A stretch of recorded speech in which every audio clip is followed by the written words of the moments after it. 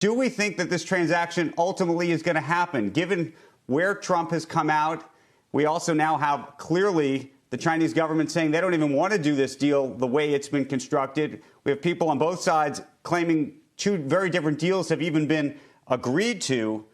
How does this even happen? That's a great question. Look, this is the messiest deal. Andrew, you've covered deals as long as I have for over a decade. This is the messiest single transaction I have ever seen. I do think this probably gets done because really it's the only solution to the requirements that both Trump and Beijing have put on this deal. And if you're ByteDance, you're really stuck between a rock and a hard place. Imagine ByteDance. Last Wednesday, the Treasury comes back to them and said, these are the changes we want to your proposal. ByteDance says, OK, we'll make all of them. Then after that, you hear Trump say, well, maybe that's not the deal, and Beijing not liking it either. I do think it probably gets done, but man, this thing continues to be a mess. Joanne, in terms of how this deal gets done, are you in agreement with Dan that it gets done, and what does that even look like? Yeah, Andrew, I've got to say, this deal, don't you feel like this deal is a metaphor for 2020? It is a mess. It's ugly. Nobody can agree what's going on, and we have no idea how it's going to end up.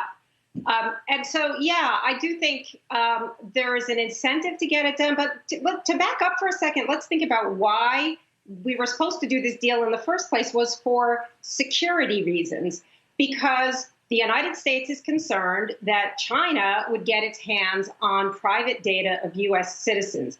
And this is it's a problem with TikTok, and it's going to be an increasing problem as we progress. You know, China is only increasing its high-tech output, as are other potential adversary countries. So, you know, this is something we really got to get this straight. But if you think about it, this was all for American security, and we were supposed to get our hands on the code and the algorithms. And it looks like so far it doesn't seem clear at all that we would have any access to the algorithms. It looks like we have a minority stake in the deal, that we don't have control. And so therefore, it doesn't seem to be actually ticking any of the boxes that it was supposed to solve this deal in the first place. Right. Dan, can you try to settle this for us? And maybe it's unsettlable because nobody knows the answer. Do we really think that we're going to have access to the algorithms eventually? Once, as the company likes to say, or as ByteDance likes to say, once this becomes TikTok global and these investments are made and effectively these investments are distributed to all these other investors and the company goes public, is that a very different company? But that's a year from now, and obviously a lot of things can happen between now and then.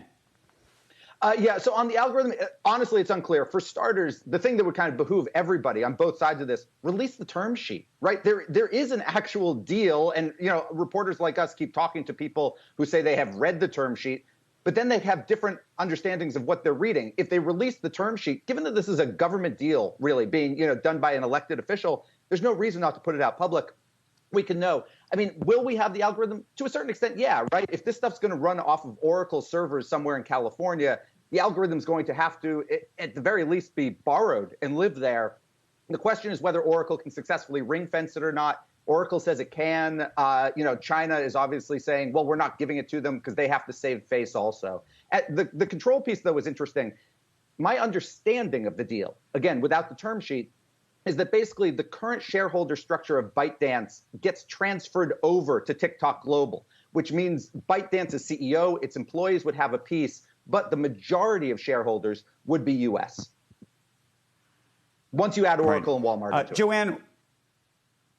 Joanne, let's talk about the sort of bigger implications even beyond TikTok, which is to say, what do you really do think happens to American companies in China right now? There's a story in the Wall Street Journal today talking about Cisco. Cisco's actually pulled out of China in large part. I don't believe that their business there is that big, but could be impacted. We all talk about Apple. We all talk about a backlash against other American companies in China. How should we think about that? Yeah, the Wall Street Journal piece that you referenced, I believe, is the one that also talked about that China has a blacklist of American companies that it could retaliate against. And obviously that is a concern, but at the same time, Chinese consumers as well as Chinese technology companies rely on a lot of American products, American technology. not to mention American entertainment. So, that is kind of a big gun that so far they have been holding back. There is this dance going on between the two countries. This is part of a much, much larger war. This is a little bit of a skirmish that we're talking about in a much larger war. And literally, I mean, I do think that the United States needs to have a coherent strategy that we can all gather around and understand. That it's just not, it's very murky right now, but we need to have that strategy because, as you point out, there are implications not just for TikTok and Oracle and Walmart here, but for American corporate America writ large.